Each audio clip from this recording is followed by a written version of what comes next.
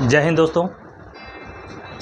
आज आप लोग को बहुत ही शानदार क्लास आप लोग को आज प्रोवाइड करने जा रहे हैं। जैसा कि पिछले क्लास में आप लोग देखे होंगे, वीडियो नंबर 12 में मैंने आपको पृथ्वी का देशांतर रेखा के बारे में मैंने चर्चा किया था। उसमें मैंने बेसिक बातों को आपको बातें बताई थी। और आज आइए हम पृथ्वी के देशांतर के विस्तार को ही हम इसको आगे के क्लास को बढ़ाते हुए भाग 2 आप लोगों के सामने हम रखने जा रहे हैं।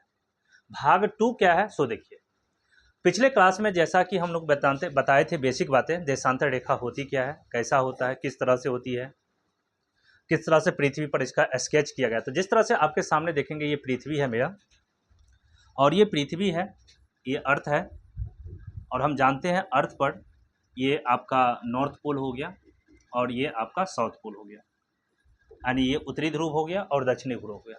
और को आपको मैंने बताया था कि ये नॉर्थ पोल और साउथ पोल एक पॉइंट लाइक एज पॉइंट होता है, और पॉइंट पे किसी भी बिंदु पे कोई भी एंगल बनती है वो 360 डिग्री का एंगल बनता है। तो आपसे बताया था मैंने पिछले क्लास में, नॉर्थ पोल से साउथ पोल को मिलाने वाली जो अर्ध वृत्ताकार जो लाइन होती है उसे हम देशांतर रेखा कहते हैं।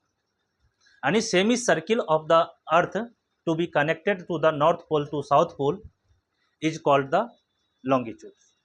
दैट मीन्स नॉर्थ पोल और साउथ पोल की मिलाने वाली जो अर्धवृत्ताकार जो लाइनें होती है उसे हम लोग देशांतर रेखा कहते हैं। और इस प्रकार से मैंने देखा किसी भी बिंदु पर 360 डिग्री का कोण बनता है, इसलिए प्रत्येक 1 डिग्री पर हम जो मेजर करते हैं तो इसी प्रकार से देखा जाए तो बिंदु पर 360 डिग्री का कोण बनता है। इसी तरह से 360 देशांतर रेखा होता है। तो पृथ्वी पर, अर्थ पर कुल आपसे पूछा जाए कुल देशांतर कितना है, तो मैंने पिछले क्लास में भी चर्चा किया था, अभी भी बता रहे हैं।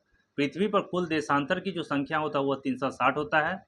और अक्षांश जो मैंने बताया था, पृथ्वी पर कुल अक्षांश जो होती है वो 181 होता है। तो अक्षांश की चर्चा अभी हम नहीं करेंगे क्योंकि मैंने 2 वीडियो में इसको ऑलरेडी काफ़ी डिस्कशन कर चुका हूँ।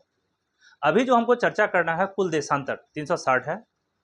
और इस पर एक सवाल बहुत ही कॉमन लगभग हर एक कंपटीशन में पूछा जाता है। सो पृथ्वी को एक देशांतर घूमने में, मान ले 1 डिग्री से 2 डिग्री आने में पृथ्वी को कितना समय लगता है। ये बहुत ही कॉमन क्वेश्चन है, किसी भी कंपटीशन में बार बार ये क्वेश्चन पूछा जाता है। तो बताइए 15 देशांतर को घूमने में पृथ्वी को कितना समय लगेगा, या 2 घंटा में पृथ्वी कितना देशांतर घूमेगी। ये सब क्वेश्चन कॉमन पूछा जाता है।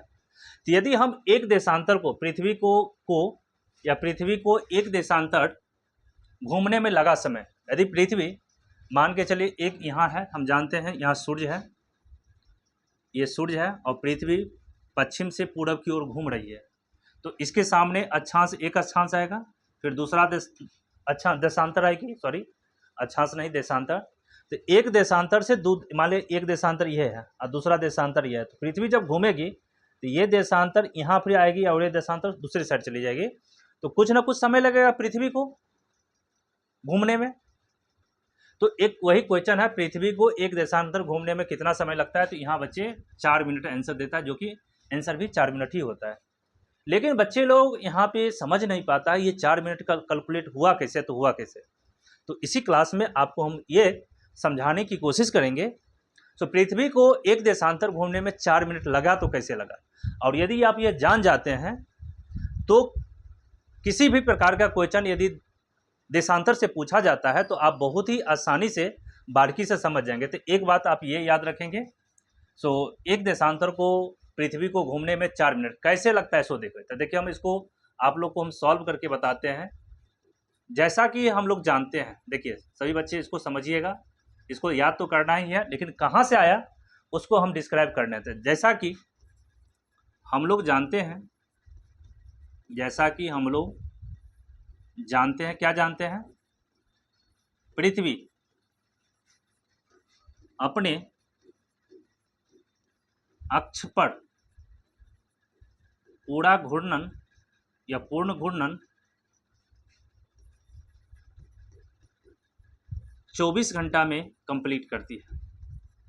24 घंटा में कंप्लीट करती है, जो कि हम ऑलरेडी आप यदि देखे होंगे पिछले क्लास की वीडियो में तो सारा चीज़ मैंने बताया था, कंप्लीट करती है। तो 24 घंटा में जब कंप्लीट करती है तो हम जानते हैं पृथ्वी पर कुल देशांतर की संख्या कितना है? देशांतर की संख्या तो 360 है।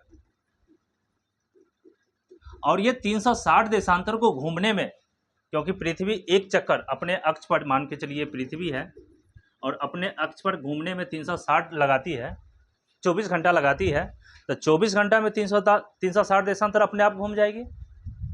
क्या समझे ये बात कि नहीं समझे? समझ गए होंगे।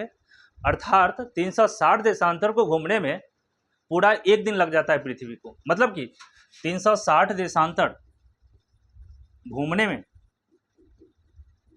एक दिन लगती है, मतलब 24 घंटा लगता है। तो यहां पर हम एक देशांतर की बात करेंगे। एक देशांतर को घूमने में लगा समय, तो कितना लगेगा समय?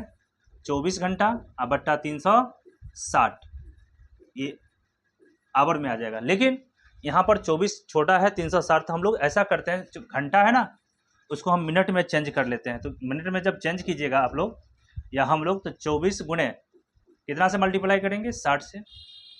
मतलब एक घंटा में 60 मिनट होता है बटा 360, एक जीरो से कट गया, 6 36, 6 चौक 24, मतलब कितना आया? 4 मिनट आया।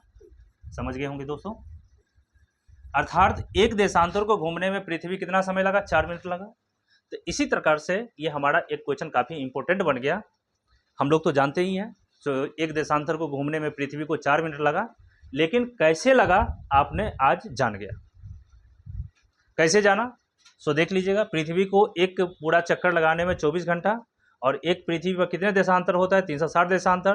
तो एक देशांतर को घूमने में 24 बटा 360 डिग्री, 24 घंटा, तो इसको मैंने मिनट में चेंज किया, तो 24 मल्टीप्लाई बाय 60 मिनट हो गया, ये बाय 360, आपको काट कूट के 4 मिनट आंसर आया। तो इस प्रकार से पृथ्वी को एक देशांतर घूमने में लगा समय कितना हो गया? 4 मिनट। यदि हमसे क्वेश्चन पूछा जाए, एक आप लोगों से क्वेश्चन हम पूछते हैं, ये आप लोग को नोट कर लिए होंगे। चलिए एक इस पर हम क्वेश्चन आपको पूछते हैं, एक बताना है प्रश्न। पृथ्वी द्वारा, या आपसे ये क्वेश्चन पूछा जाए, 45 देशांतर घूमने में पृथ्वी को कुल कितना समय लगेगा? कुल कितना समय लगेगा? देखिए बहुत ही आसान क्वेश्चन। मान लिया जाए आप गए किसी एग्जामिनेशन में और इस तरह का छोटा सा वो क्वेश्चन पूछ दिया जाए, लगता होगा अरे सर एक देशांतर घूमने में तो 4 मिनट लगता है, यहाँ तो 15 देशांतर लग रहा है, तो हम लोग कैसे बनाएंगे? तो एक देशांतर को घूमने में, देखिए कैसे बना रहे हैं, एक देशांतर को घूमने में लगा समय 4 मिनट। 4 मिनट, तो आपके पास कितना देशांतर है? 45 देशांतर। तो 45 देशांतर को घूमने में लगा समय 45 मल्टीप्लाई बाय 4 मिनट। अब यहाँ पर हम लोग क्या करेंगे, यदि घंटा में करना है तो घंटा में चेंज कर लीजिए, या तो मिनट। इसको कितना होगा? 180 मिनट। 180 मिनट। लेकिन इस मिनट को जब हम लोग घंटा में करेंगे तो 180 मल्टीप्लाई डिवाइडेड बाय 60, वो आवर हो जाएगा। मतलब क्या, आप 6 3 18 यानी 3 आवर। मतलब कि पृथ्वी को 3 घंटा में यहाँ 45 देशांतर घूम लेगी। आशा करते हैं आप क्वेश्चन समझ गए होंगे कि नहीं समझे हैं? समझ गए होंगे। अर्थात 45 देशांतर को पृथ्वी को घूमने में, यानी यदि पृथ्वी 45 देशांतर घूम रही है तो उसको घूमने में कुल कितना घंटा लगेगा? 3 आवर्स लगेगा। अगला क्वेश्चन हम आपसे पूछा जा रहा है, देखिए क्वेश्चन का पैटर्न हम चेंज कर दिए। दूसरा क्वेश्चन देखिए, आपसे पूछा जाएगा पृथ्वी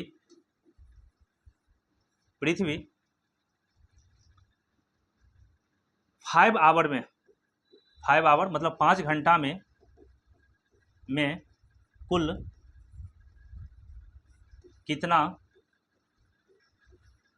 देशांतर घूमेगी, कुल कितना देशांतर घूमेगी। अब देखिए यहाँ क्वेश्चन का पैटर्न चेंज, ये क्वेश्चन और ये क्वेश्चन में देखिए क्या अंतर है।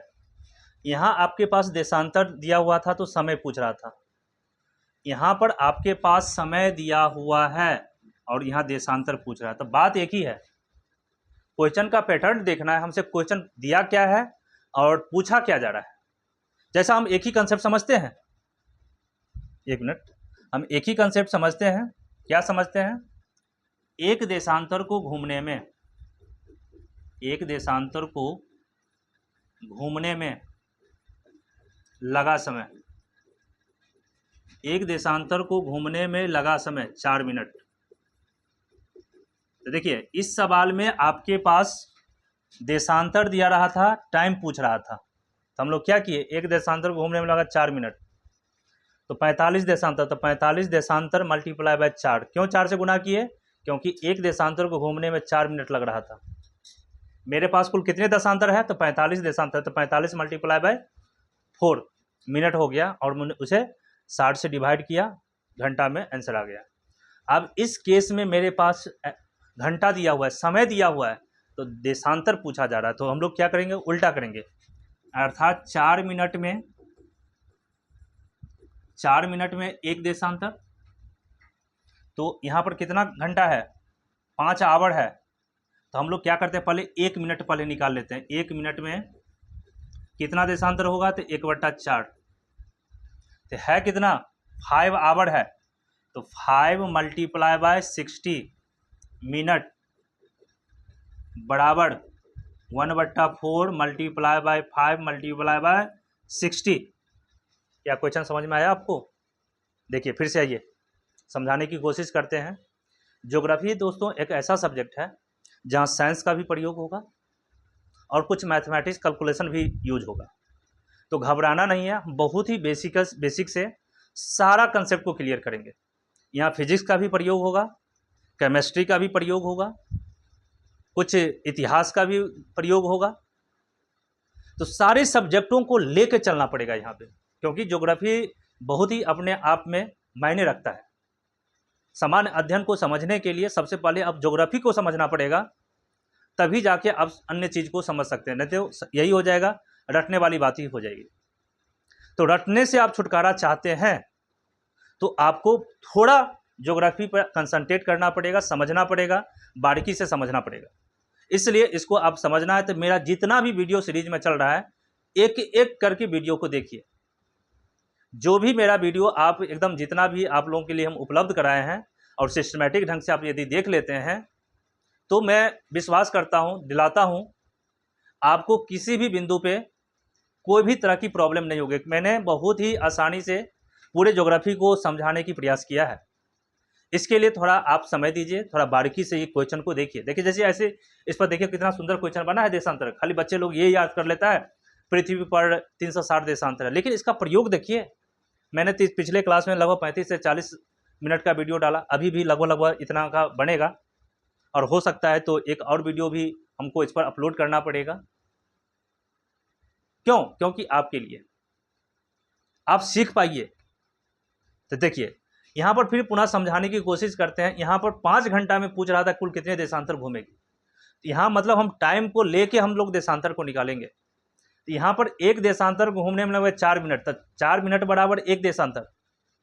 यहाँ क्या था, यहाँ आपके पास देशांतर दिया था तो समय निकाला था, तो एक देशांतर को 4 मिनट में, तो 45 देशांतर, तो 45 मल्टीप्लाई बाय 4।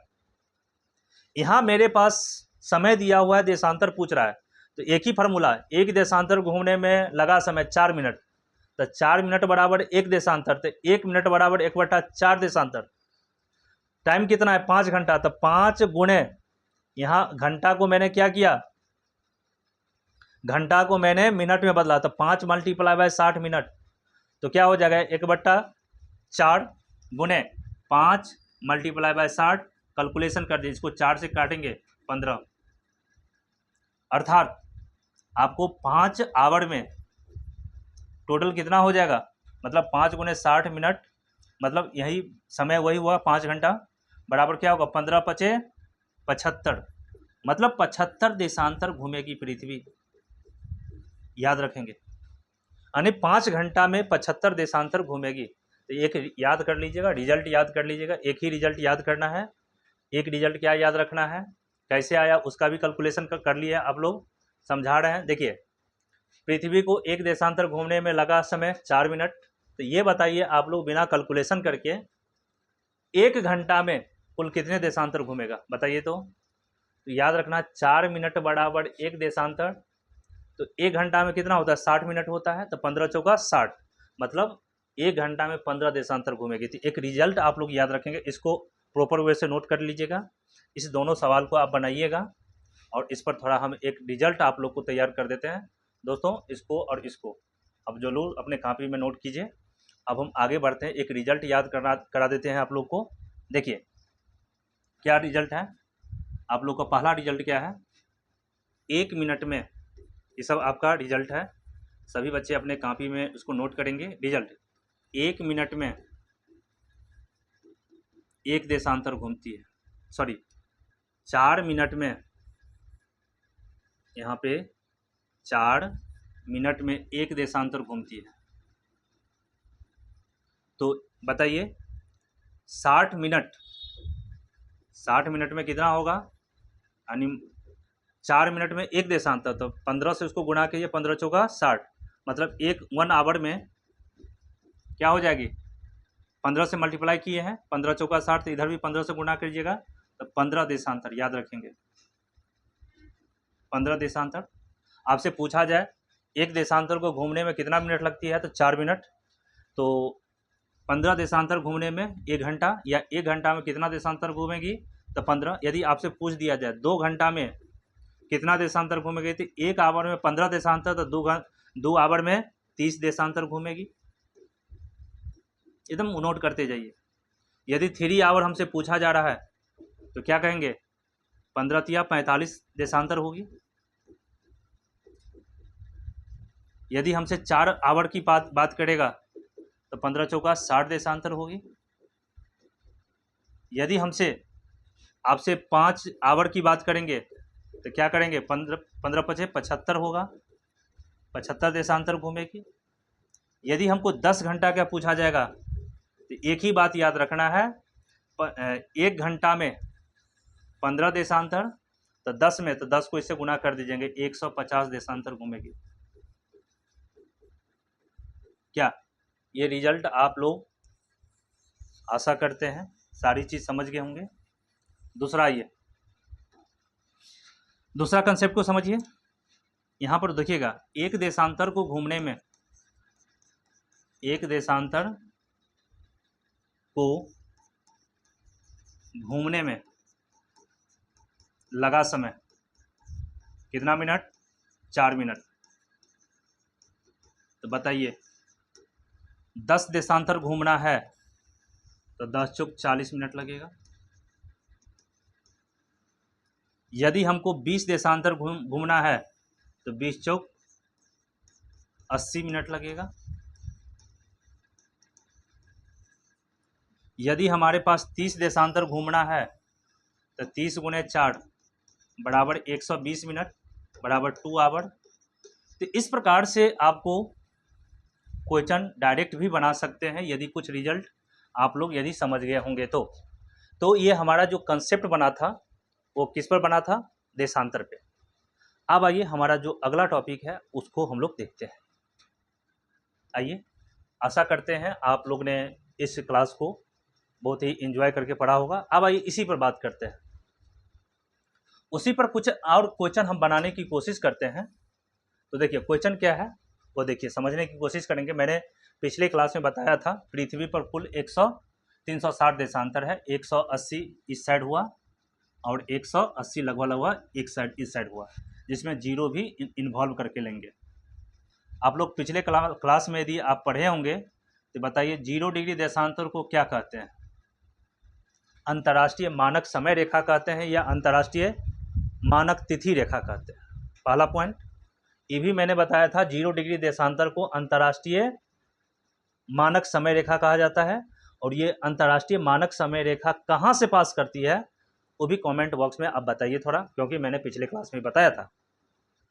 इसके बाद ये 180 डिग्री वेस्ट और यहाँ 180 डिग्री ईस्ट पृथ्वी पर एक गोल की तरह था, लेकिन मैंने उसको बताने के लिए उसको फैलाया है। लेकिन 180 डिग्री ईस्ट और 180 डिग्री वेस्ट दोनों एक ही पॉइंट पर मिलती है। तो यहाँ पर याद रखेंगे 0 डिग्री जो देशांतर होता है उसको एक पॉइंट होता है, और यहाँ 180 डिग्री ईस्ट भी बोलिए और वेस्ट, ये आपका एक ही लाइन होता है। तो ये एक लाइन और ये एक लाइन। मैंने पिछले क्लास में आपको बताया था, जब हम 0 डिग्री देशांतर से इधर जाते हैं, पूरब की ओर जाते हैं, ये पूरब है आपका, तो हम लोग समय को बढ़ाते हैं, समय बढ़ती है, समय इंक्रीज करती है, समय इंक्रीजिंग। और मैंने आपको ये भी बताया था, जब हम लोग 0 डिग्री देशांतर के इस साइड आते हैं, पश्चिम साइड आते हैं, तो समय घटती है, समय घटती है, डिक्रीज करती है। आपसे एक क्वेश्चन पूछा जा रहा है, देखते हैं, अंतिम सवाल है, कुछ समय और। मान के चलिए एक क्वेश्चन पूछा गया, आप देखिए एक क्वेश्चन है आपके पास, क्या है क्वेश्चन? 0 डिग्री देशांतर पर, 0 डिग्री देशांतर पर, 0 डिग्री देशांतर पर समय हो रही है, मान के चलिए 0 डिग्री देशांतर पर कोई देश है, कोई क्षेत्र है, कोई जगह है, और वहाँ पर देखा कि कैलकुलेट किया गया, सो यहाँ पर टाइम हो रही है 1:30, 1:30 PM हो रहा है, ठीक है। तो आपसे सवाल पूछा गया, क्या पूछा गया बताइए, 15 डिग्री ईस्ट पर क्या टाइम होगा, और आपसे ये पूछा जाएगा, से बताइए 6 डिग्री या 5 डिग्री वेस्ट लाइन पर देशांतर पर क्या टाइम होगा, क्या बता दीजिएगा। सुनिएगा, बहुत ही इंपॉर्टेंट सवाल है, इसको यदि समझ जाते हैं तो बहुत ही आसानी से बहुत सा सवाल आपको बन जाएगा। देखिए पहला सवाल मैंने क्या कहा, 0 डिग्री देशांतर पर मान के चलिए समय हो रहा है 1:30 PM में, शाम, मान के चलिए दोपहर का 1:30 बज रही है, तो उसी समय आपको बताना है, क्योंकि ये 0 डिग्री है तो 15 डिग्री ईस्ट कहाँ होगा, क्योंकि इस डायरेक्शन में आएगा, तो मान लेते हैं कि यहाँ पर होगा। एकदम बहुत सुंदर क्वेश्चन है, बहुत ही समझने की कोशिश कीजिएगा। मान के चलिए ये एक लाइन है, ये एक लाइन है, मान के चलिए आपको, जो 15 डिग्री ईस्ट है। यहाँ टाइम पूछा जा रहा है, कितना टाइम होगी। तो सबसे पहले ये बताइए 0 डिग्री देशांतर से इसके बीच में कितना गैप है, कुल कितने देशांतर है, तो 15 देशांतर है। तो हम जानते हैं 15 देशांतर को पृथ्वी को घूमने में 15 गुणे 4, क्योंकि एक देशांतर को घूमने में 4 मिनट का टाइम लगती है। तो यहाँ हमारे पास 15 देशांतर है, तो 15 देशांतर मतलब 15 गुणे 4 बराबर 60 मिनट, मतलब 1 आवर्स, यानी पृथ्वी को यहाँ से यहाँ जाने में 1 घंटा लगा है,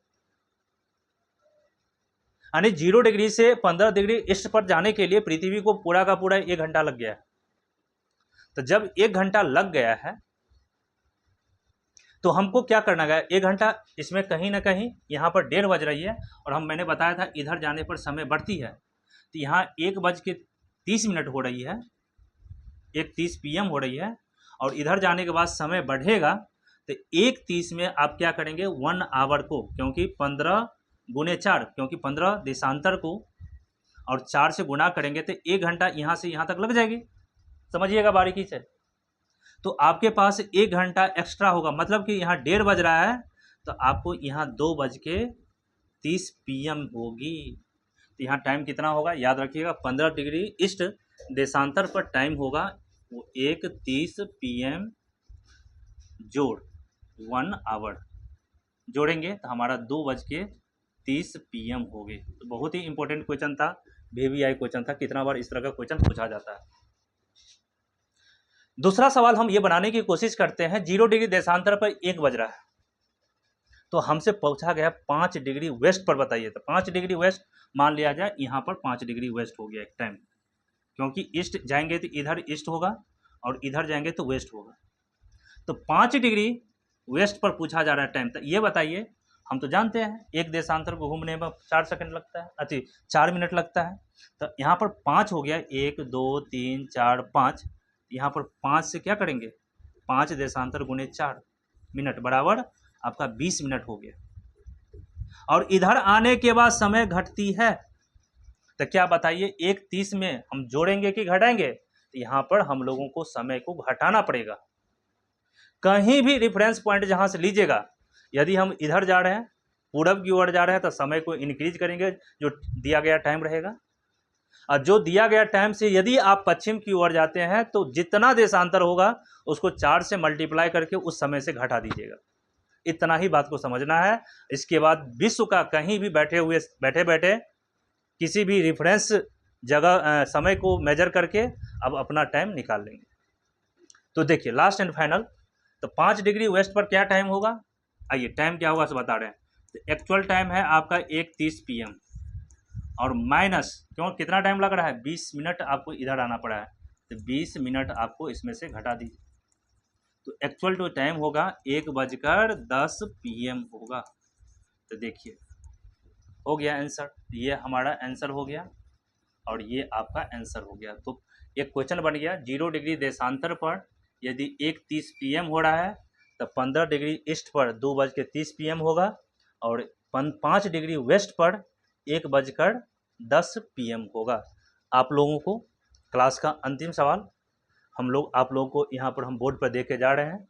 आपको कमेंट बॉक्स में ये दोनों टाइम को मेजर करना है, क्या है तो ज़रूर इसको कमेंट कीजिएगा। आप लोग को दे रहे हैं यहाँ पे। प्रश्न क्या है सो देखिए, प्रश्न है मेरे पास 10 डिग्री ईस्ट पर समय हो रही है, समय हो रही है 10 डिग्री ईस्ट पर समय जो हो रही है वो हो रहा है आपको 4:15 PM हो रही है। वेरी वेरी इंपॉर्टेंट है, सभी बच्चे को बनाना होगा। यानी 10 डिग्री ईस्ट पर, यानी 10 डिग्री ईस्ट देशांतर पर समय कितना हो रहा है, 4:15 PM हो रहा है। तो आपको बताना है 35 डिग्री ईस्ट देशांतर पर समय क्या होगी। देखते हैं कितना बच्चा बताता है, जरूर बताइए। 10 डिग्री ईस्ट पर समय 4:15 PM हो रही है, तो आपको बताना है 15 डिग्री ईस्ट देशांतर पर समय क्या होगी, और साथ साथ ये भी बताना है 10 डिग्री वेस्ट देशांतर पर। वेरी वेरी इंपॉर्टेंट, जरूर बनाइएगा और दोनों का कमेंट बॉक्स में जरूर आंसर डालिएगा। 10 डिग्री वेस्ट देशांतर पर समय क्या होगी, समय क्या होगी। हम लोग नेक्स्ट क्लास में ज़रूर इस पर और चर्चा करेंगे। तो आशा करते हैं आप ये क्लास बहुत ही अच्छे से समझे होंगे। हमारा एक क्लास और होगा जिस पे कुछ सवाल और देखेंगे हम लोग, और भारत के संदर्भ में हम लोग समझेंगे से किस प्रकार से भारत का देशांतर रेखा पास करती है, जिसको हम लोग मानक समय रेखा भी कहते हैं। तो भारत का मानक समय रेखा सुने होंगे 82.5 डिग्री ईस्ट होती है, जो इलाहाबाद के नैनी से पास करती है, मिर्ज़ापुर नामक स्थान से, वो भी समझेंगे। और वहीं से पूरे भारत का समय को मेजर किया जाता है, किस तरह से हम लोग सुने होंगे सो लंदन के समय से भारत का समय 5.5 घंटा आगे है। फिर हम समझेंगे सो अरुणाचल प्रदेश का समय गुजरात के समय से 2 घंटा आगे है, या गुजरात का समय 2 घंटा पीछे है। भारत का देशांतर विस्तार की चर्चा करेंगे से 68 डिग्री 7 मिनट से कैसे 97 डिग्री 25 मिनट ईस्ट होती है, जिस तरह से भारत का अक्षांशीय विस्तार मैंने पिछले क्लास में देखा था। इस सारी कंसेप्ट हमारा एक और भाग 3 में आएगा, उसको देखना मत भूलिएगा। और हम आशा करते हैं अक्षांश भी समझ में आ गया होगा, देशांतर भी आप क्लास यदि रेगुलरली कर रहे हैं वो भी समझ में आ रहा है। तो आप वीडियो को अच्छा से देखे हैं, समझे हैं, तो वीडियो को वही बात है जो मैं हर एक क्लास में, क्योंकि आपको तो अब कहना नहीं चाहिए, आप खुद बात समझ रहे हैं तो कितना क्लास इम्पोर्टेंट है। तो वीडियो को थोड़ा लाइक शेयर और सब्सक्राइब कीजिएगा। हम पुनः आपको बहुत ही जल्दी एक इससे भी शानदार क्लास आपके लिए बहुत ही जल्दी आप लोगों को प्रोवाइड करेंगे। तब तक के लिए धन्यवाद, थैंक यू।